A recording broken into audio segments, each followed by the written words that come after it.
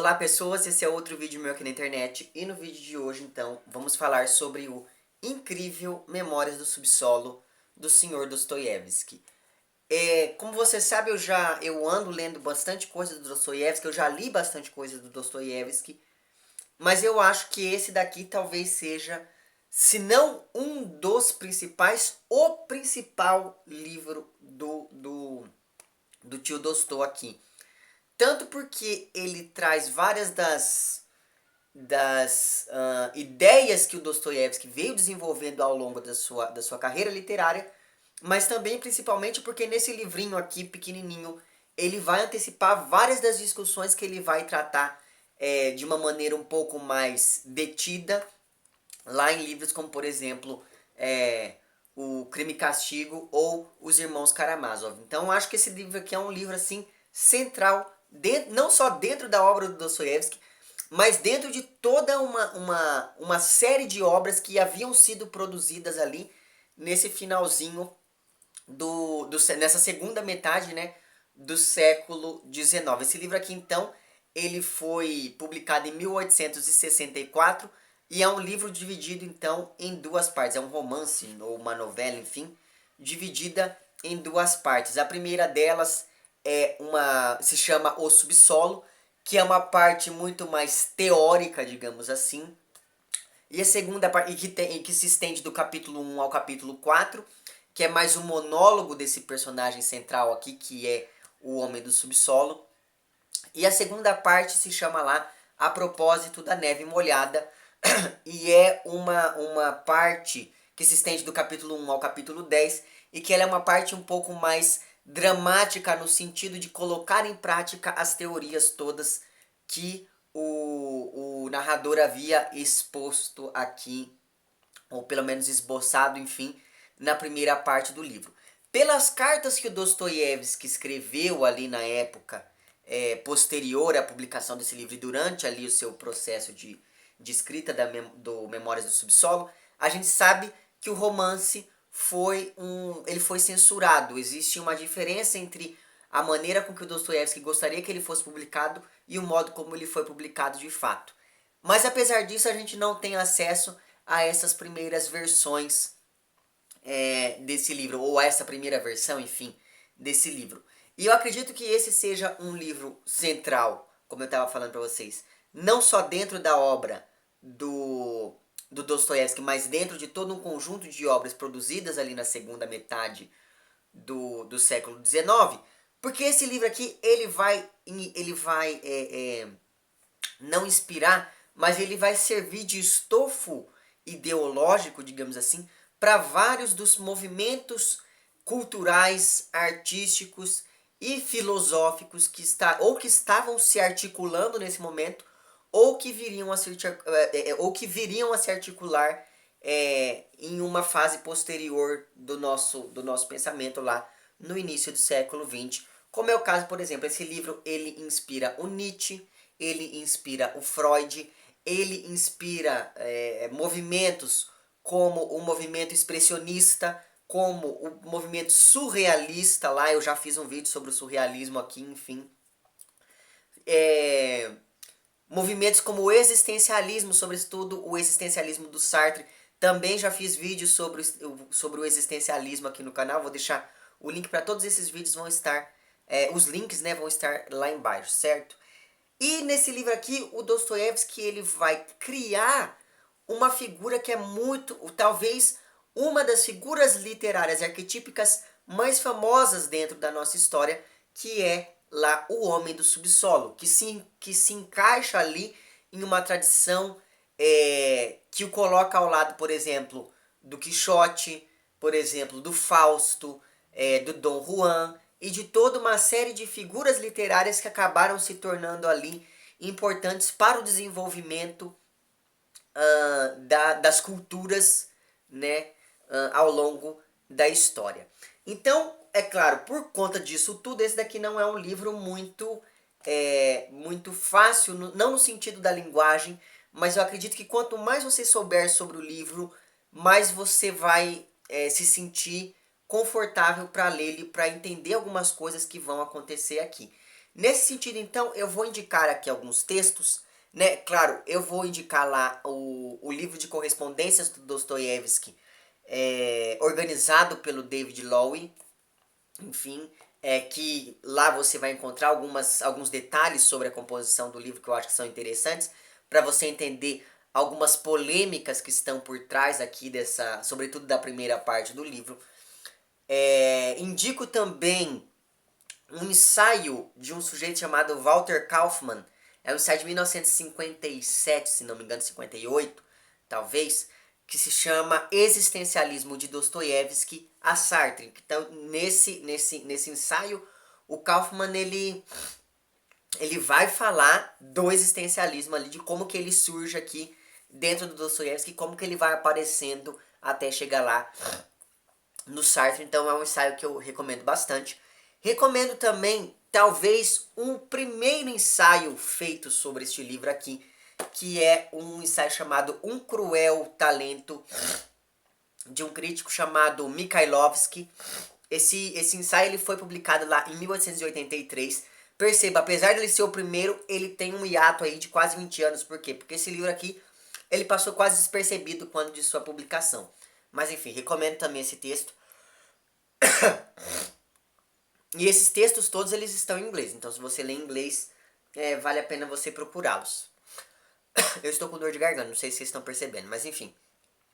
Recomendo também um ensaio de um sujeito chamado Rozanov, que é um ensaio de 1891, que esse Rozanov ele vai comparar aqui esse livro com um determinado livro do Diderot, que agora eu não vou me lembrar, porque o Diderot ele era adepto do materialismo e do determinismo, mas essas duas correntes filosóficas não se conciliavam com os valores morais que o Diderot possuía. Então, nesse ensaio, o Rozanov ele vai fazer uma apreciação bem interessante, ele vai fazer várias comparações entre esses dois autores, e eu indico fortemente. Se chama lá então Dostoiévski e a Lenda do Grande Inquisidor.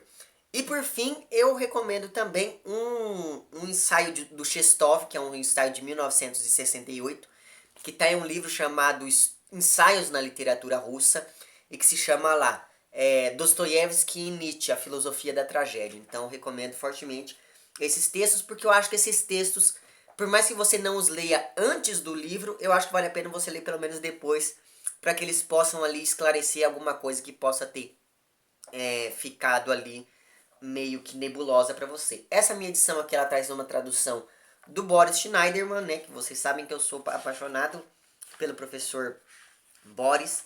E além disso, traz também aqui um pequeno prefácio, bem singelo, mas que já aponta várias das referências que esse livro faz e várias das importâncias que esse livro viria a acumular ao longo da história da literatura e da história do pensamento de uma maneira geral. Então, esse livro ele vai começar, né, com uma nota introdutória, que é uma nota bem interessante. Eu vou pegá-la aqui para vocês. Que diz o seguinte: tanto o autor como o texto dessas memórias são naturalmente imaginários. Ele começa o texto assim. E essa nota introdutória é interessante porque além dela trazer toda uma questão acerca da estética realista, né? Porque o realismo ele tinha essa ideia toda de ser uma corrente literária e artística que se aproximasse ao máximo da representação da realidade, sem ali quaisquer interferências da subjetividade do autor. E daí vem o Dostoiévski que diz que esse livro aqui, os acontecimentos dele não são reais e o autor dessas notas também não é real. E daí ele prossegue. Todavia, pessoas como seu autor não só podem, mas devem até existir em nossa sociedade, desde que consideremos as circunstâncias em que, de um modo geral, ela se formou. O que pretendi foi apresentar ao público, de modo mais evidente que o habitual, um dos caracteres de um tempo ainda recente. Trata-se de um dos representantes da geração que vive os seus dias derradeiros. No primeiro trecho, intitulado Subsolo, o próprio personagem se apresenta, expõe seus pontos de vista e como que deseja esclarecer as razões pelas quais apareceu e devia aparecer em nosso meio. No trecho seguinte, porém, já se encontrarão realmente memórias desse personagem sobre alguns acontecimentos da sua vida. Então perceba que além dele fazer esse diálogo todo, se contrapondo à estética realista, ele também aqui nessa pequena nota introdutória, o Dostoiévski ele vai fazer o quê? Ele vai alertar ao leitor para a natureza paródica do livro. E lembra lá, a paródia é um elemento que sempre esteve presente dentro da obra do Dostoiévski, desde lá do primeiro livro. Lembra que O Gente Pobre é um livro escrito em resposta lá ao Capote do Gogol. Também já tem vídeo sobre o Gente Pobre aqui, o link vai estar lá embaixo. Enfim, e além dele ser esse aviso ao leitor, além dele se colocar em contraposição à estética realista, neste livro aqui também, nessa pequena nota introdutória, perceba o tanto de coisa que eu tirei só da nota, o Dostoiévski ele vai dizer que esse personagem nada mais é do que o retrato de uma época marcada pelas influências europeias que vinham invadindo, muitas aspas aí, que vinham invadindo a Rússia desde lá da época do imperador Pedro o Grande. Por que eu estou dizendo isso?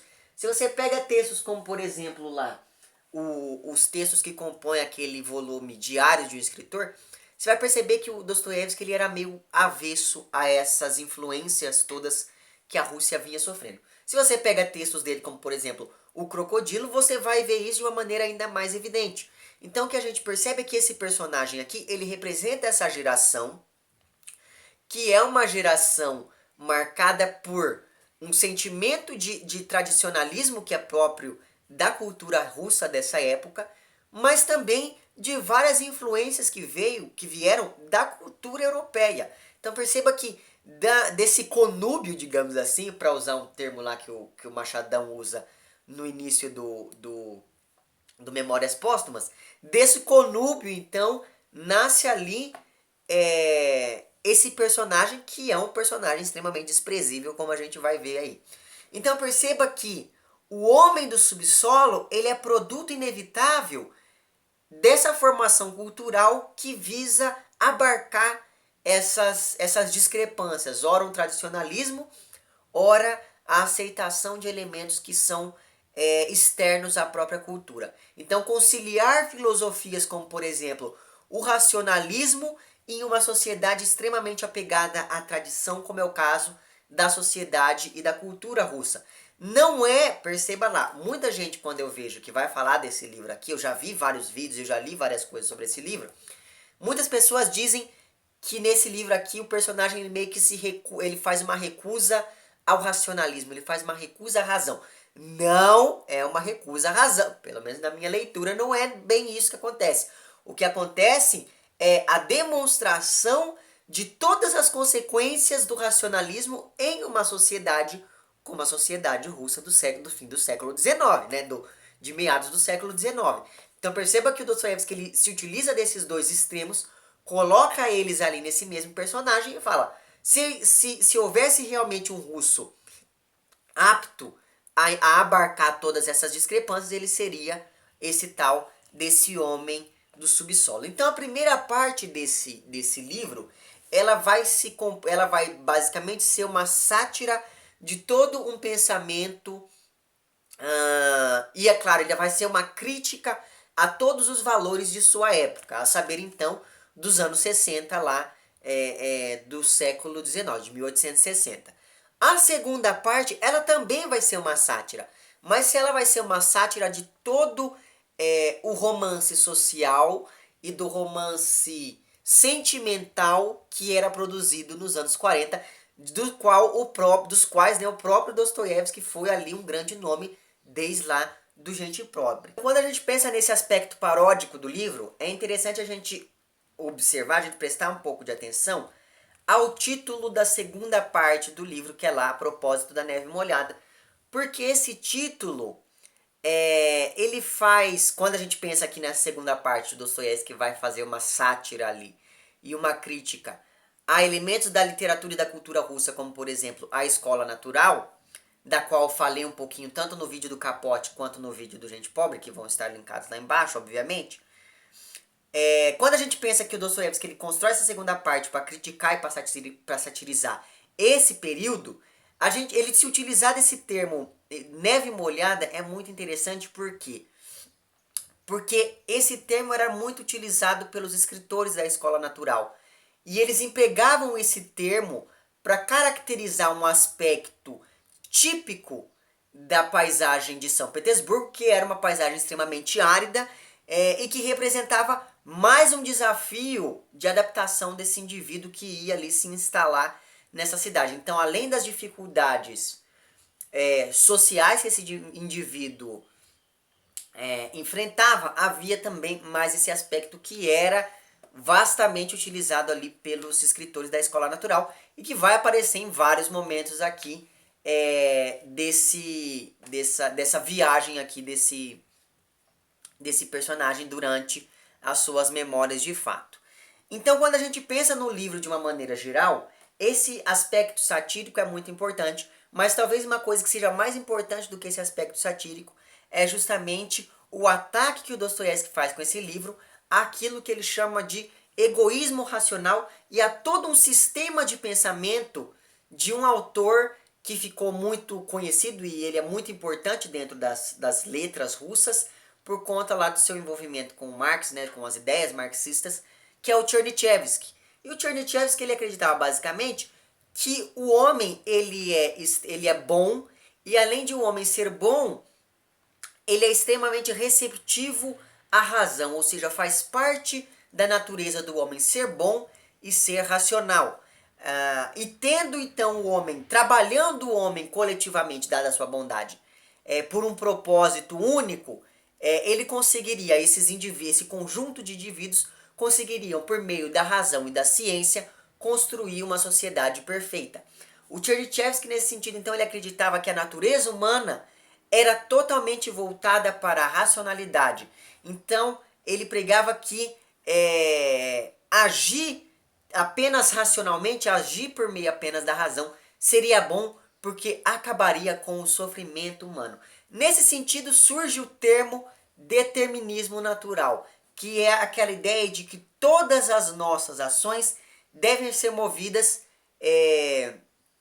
pelo que determina a racionalidade da nossa natureza. Então nós devemos agir segundo a razão, porque a razão é algo intrínseco ao homem. Ora, se tudo é determinado pela natureza, ou seja, pela razão, você não tem escolha. Se você não tem escolha, duas coisas se excluem da sua vida.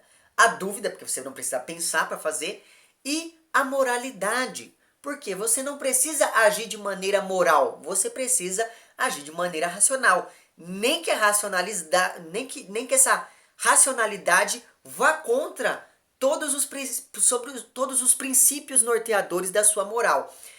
O que lembra muito lá do Sartre, como a gente viu no meu vídeo sobre o existencialismo. Né? Então perceba a importância desse livro aí, só de eu começar a falar desse tal de Chernyshevsky, você já consegue entender como que o Dostoiévski vai influenciar, por exemplo, o existencialismo francês. Mas enfim. Então perceba que, pelo que me parece, pelo menos lendo aqui essa primeira parte, perceba que até agora eu só falei da primeira parte do livro, mas calma que já estamos chegando na segunda. Pelo que me parece, lendo essa primeira parte aqui, do Memórias do Subsolo, me parece que o Dostoiévski ele não faz esse ataque às ideias do Chernyshevsky para dizer que nós devemos abraçar a irracionalidade. Não me parece que é isso que está acontecendo aqui. Ele não está pregando a irracionalidade, assim como ele não está negando que o homem seja bom. Né? Muito pelo contrário, me parece que o Dostoiévski ele até acreditava que o homem era capaz do bem, mas ele não negava, ou antes ele percebia que o homem também é inclinado para o mal. Que as nossas atitudes, por mais que nós tenhamos atitudes construtivas e racionais, nós também temos atitudes destrutivas e irracionais.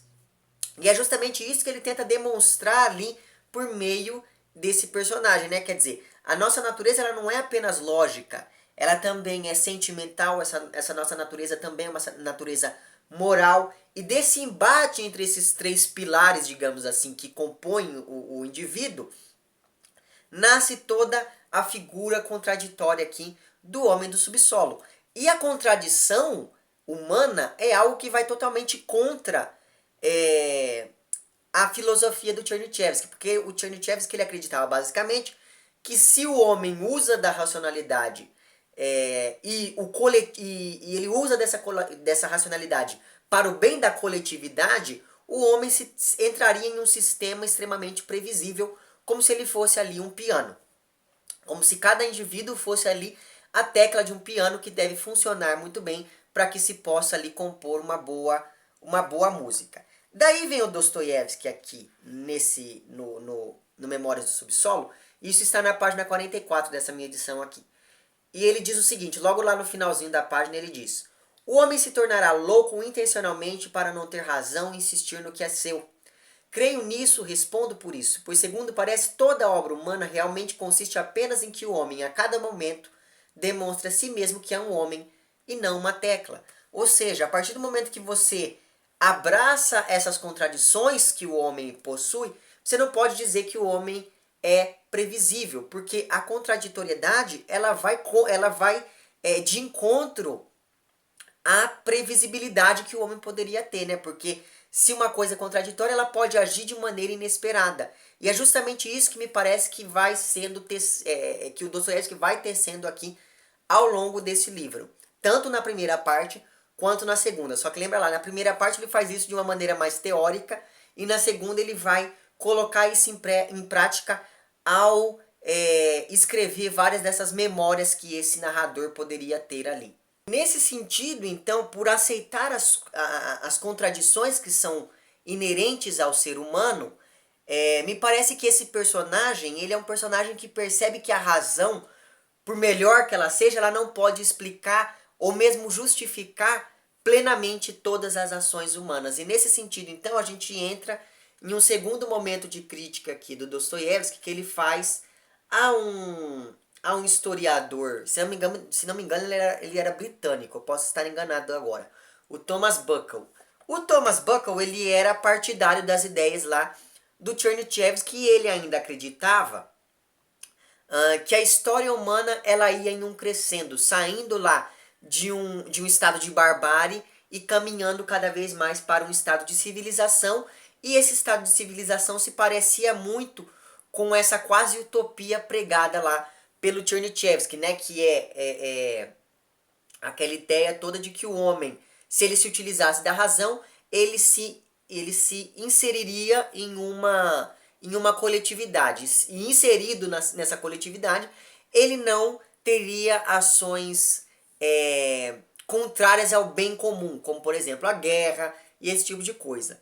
E daí é muito interessante, é muito irônica essa parte, em que o narrador está comentando justamente isso e fala: ah, claro, é só a gente dar uma olhada no panorama histórico que nós temos até hoje, que a gente vai ver que a gente está muito evoluído do ponto de vista social mesmo. E assim, isso em 1864. Se a gente for pensar daí para diante, por exemplo, nas duas grandes guerras do século passado, ou mesmo nas coisas que estão acontecendo hoje em dia, a gente vai perceber que esse sistema proposto pelo Buckle e pelo Chernyshevsky é um sistema extremamente furado, ou nós ainda não saímos do estado de barbárie em que nos encontrávamos há sei lá eu quantos milhões de anos atrás. Então perceba que essa também é uma coisa que vai ser discutida aqui pelo Dostoiévski de uma maneira extremamente sarcástica, extremamente irônica. Mas afinal de contas, se a gente tivesse que fazer assim, traçar um perfil psicológico, digamos assim, né, desse personagem aqui do Homem do Subsolo, a gente poderia dizer que ele é um sujeito extremamente perverso, ele é um sujeito extremamente amoral, e essa amoralidade vem justamente do fato de que ele tenta conciliar a razão com a moral que ele já conhece. Ele é um indivíduo que ele tiraniza todas as pessoas, que ele tenta a todo momento dominar e manipular as pessoas com quem ele entra em contato ali ao longo da vida. E por tudo isso, e pela condição social em que ele se encontra, a gente pode dizer que ele é um anti-herói tipicamente dostoiévskiano, e mais do que isso, que a gente pode dizer que ele se insere na tradição daquilo que é conhecido como homem supérfluo, que era uma figura literária muito comum na literatura russa do século XIX, que tinha começado lá, por exemplo, com figuras como o Gogol, né? Que é aquela pessoa extremamente inteligente, extremamente erudita, mas que é incapaz de se socializar justamente por causa desses embates psicológicos que ele carrega em si. Então esse personagem, tal qual vários outros personagens da literatura da época, sobretudo a literatura russa, ele trabalhou muito tempo em uma repartição pública, daí tem um determinado momento aqui que ele fala que ele ganhou uma herança, aí quando ele ganhou essa herança ele parou de trabalhar, ficou lá no cantinho dele, isolado de todo mundo, e é dali que ele vai escrever essa primeira parte do livro. E pensando nesse isolamento dele ao escrever, eu me lembrei de outra pessoa que muito provavelmente deve ter sido inspirada aqui pela Memórias do Subsolo, que é a Clarice Lispector, né? Se a gente for pensar bem nessa primeira parte do livro e a gente for pensar, por exemplo, na Paixão Segundo GH, a gente vai ver que existe uma certa similaridade, sobretudo em algumas coisas que esse narrador vai falando aqui ao longo dessa primeira parte. Eu não vou encontrar aqui agora a parte em que eu grifei, mas tem uma parte aqui em que ele fala uma coisa que é muito parecida com aquilo que a GH fala em alguns momentos, que é aquela ideia de que ele está escrevendo não para que outras pessoas leiam, mas para que ele possa se comunicar melhor consigo mesmo. E essa ideia ela vai ser repetida lá pela Clarice na Paixão Segundo GH, então já estava me esquecendo de dizer isso também.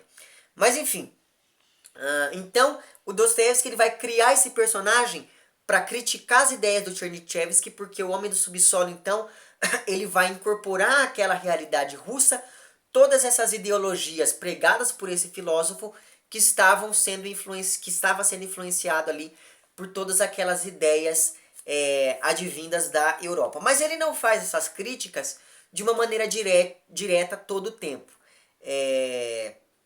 Muito pelo contrário, me parece que o Dostoiévski ele constrói todo um sistema para criticar, e esse sistema ele é construído sobretudo por meio da paródia que ele vai fazendo, tanto na primeira quanto na segunda parte aqui. Na segunda parte é interessante porque essa segunda parte do livro ela é composta por 3 cenas basicamente, e essas 3 cenas elas mostram como que esse narrador vai ali se relacionar com outras pessoas. E essas 3 cenas já tinham aparecido antes nos livros do Chernyshevsky. Então perceba que o Dostoiévski ele se utiliza dessas cenas e vai fazer o que? Ele vai inverter o sentido dessas cenas para fazer uma paródia ali. E com isso ele também vai criticar grande parte dos romances da escola natural lá dos anos 40 na Rússia. E perceba lá, a paródia ela já havia sido usada pelo Dostoiévski com grande maestria, digamos assim, desde do primeiro romance dele, que é lá O Gente Pobre, que nada mais é do que uma resposta ao capote gogoliano. Mas enfim, depois dessa primeira parte, então, onde a gente entra em contato com toda uma teoria acerca das relações humanas ali, da psique humana, esse tipo de coisa, há um recuo temporal de 20 anos e a gente vai passar a acompanhar então a vida desse homem do subsolo durante os anos 40, que é lá o momento de auge, né, da escola natural. Então essa crítica que o Dostoiévski faz a esse momento literário ali, que estava acontecendo na Rússia nos anos 40, ela se estende também a uma figura que o próprio Dostoiévski se utilizou, que é lá a figura do sonhador romântico, que ele, sobretudo no segundo capítulo da segunda parte, ele faz uma série de críticas a essa figura da literatura romântica da Rússia, que ele já havia utilizado, por exemplo, em livros como O Noites Brancas e A Senhoria, que também já tem vídeo no canal, inclusive tem um vídeo em que eu comento um pouquinho dos aspectos românticos desses 2 livros, eu vou deixar o link para esse vídeo lá embaixo também, certo? Mas enfim, a segunda parte do livro, então, ela vai se construir como uma espécie de repúdio a todos os ideais sentimentais e humanitários do início ali dos anos 40. Porque agora o Dostoiévski me parece que ele vai substituir todos esses ideais humanitários e sentimentais que estavam sendo apregoados lá no início da carreira dele, por um reconhecimento de uma terrível realidade que é a do egoísmo humano, né, da maldade do homem. E lembra lá, esse livro foi escrito depois que o Dostoiévski, ele tinha acabado de sair da Sibéria. Lembra lá que o Dostoiévski, ele foi preso, ele quase foi morto, né, por ele fazer parte ali de um grupo de baderneiros contra o czar. E quando ele volta da Sibéria, ele volta com uma visão totalmente diferente das coisas. E dentre os livros que ele produz está aqui um dos primeiros, aqui o Memórias do Subsolo, né? Então é muito interessante a gente ter isso em mente quando a gente vai pegar sobretudo essa segunda parte para poder entender como que ele faz, ou melhor dizendo, por que que ele faz tantas críticas assim a todo esse sentimentalismo da escola natural. Essa segunda parte ela já começa com um poema. Um poema de um sujeito chamado Nekrasov. E o poema a gente percebe que ele não está inteiro aqui, porque ele continua com umas reticências, né? Ele coloca aqui os primeiros versos do poema, né? E daí ele coloca lá umas reticências. E é interessante porque esse poema, o autor desse poema, ele era um autor extremamente romântico. Ele estava inserido ali dentro da escola natural, apesar de ter vários traços românticos. E mais do que isso, ele fazia grandes poemas sentimentais, que se inseriam lá na tradição do romance sentimental. Mas enfim, só que ele trazia isso para a poesia. Então o que o Dostoiévski faz? Ele coloca um trecho inicial de um poema desse cara, em que ele vai falando de todas essas questões sentimentais, do amor e da fraternidade, desse tipo de coisa, e daí ele interrompe o poema com essas reticências. Então me parece que ele encerrar o poema pela metade é como se ele estivesse dizendo que todas essas elucubrações filantrópicas desse eu lírico, né, que vai tecendo ali ao longo desse poema, são apenas uma retórica banal que era utilizada por mero recurso estilístico de um determinado período. É como se toda essa ideia sentimentalóide que estava acontecendo ali na literatura russa daquele momento dos anos 40, não passasse de recurso literário, como se tudo aquilo não fosse uma grande mentira, porque afinal de contas a sociedade continuava a mesma porcaria. Enfim, é aqui nessa segunda parte do livro, e é claro, eu não vou ficar aqui contando a historinha dessa segunda parte, porque eu acho que vale mais a pena você ler do que eu ficar só contando aqui, né? Eu vou só ressaltar alguns pontos que me parecem bem interessantes aqui. Se a gente na primeira parte a gente já tinha conhecido algumas das contradições, né, desse personagem, como por exemplo o fato dele ser culto, mas ele ter as suas superstições, ou ele acreditar nos médicos, mas não procurá-los para se tratar, esse tipo de coisa. A gente vai acompanhando o aprofundamento dessas contradições, ou melhor dizendo, a prática dessas contradições nessa segunda parte, que é composta lá por essas 3 cenas, por esses 3 quadros. A primeira dessas cenas, o primeiro desses quadros, é uma cena extremamente patética, em que esse personagem ele vai tentar se vingar de uma pretensa humilhação, né? Ele vai tentar ali ele vai tentar, digamos, combater um pretenso inimigo ali que o humilhou de alguma forma. E é claro, a gente vai lendo e a gente percebe que o cara não fez nada pra ele, mas ele leva aquele nada como se fosse uma grande humilhação.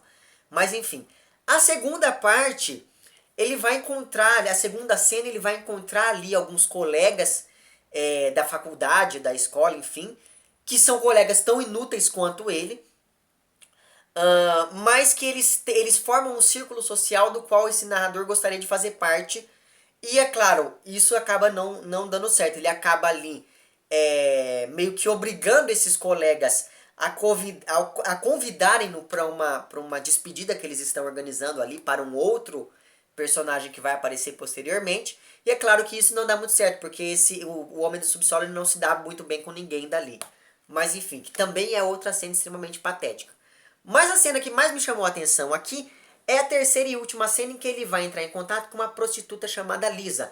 Ora, eu já disse isso pra você lá no romance, no vídeo sobre Gente Pobre.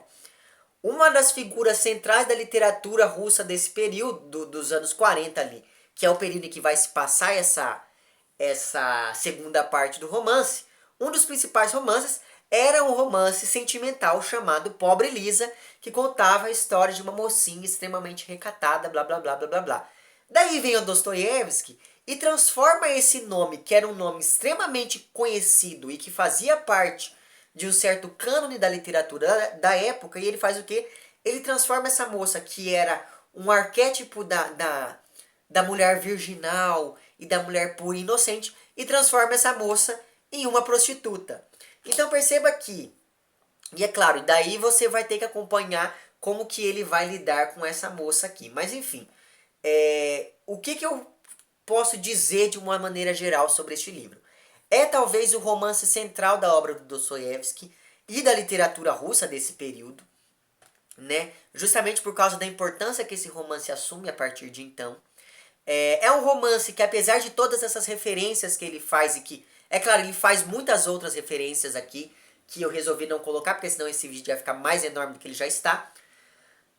Mas enfim, o que me parece importante aqui é observar justamente esse caráter paródico que esse romance faz e esse caráter extremamente crítico que ele faz a toda uma mentalidade da época, tanto da própria época em que ele foi escrito, quanto de uma época literária que o próprio Dostoiévski viveu lá, que é o início dos anos 40. Então não, ele não está renegando a sua obra anterior, ele não está negando a racionalidade, ele está apenas olhando para tudo isso de uma perspectiva um pouco mais crítica. E é claro que eu recomendo fortemente este livro. Perceba que eu não contei nada da história para você, você vai ter que ler a história, eu só fiz aqui um levantamento de coisas que eu acabei encontrando aqui durante a leitura, então você vai ter que ler para poder entender como que o Dostoiévski vai articular todas essas coisas aqui durante o desenrolar desse livro, certo?